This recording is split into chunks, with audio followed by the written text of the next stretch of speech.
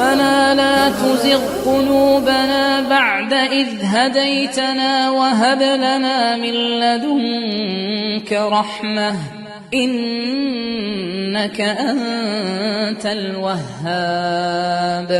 ربنا إنك جامع الناس ليوم لا ريب فيه إن الله لا يخلف الميعاد.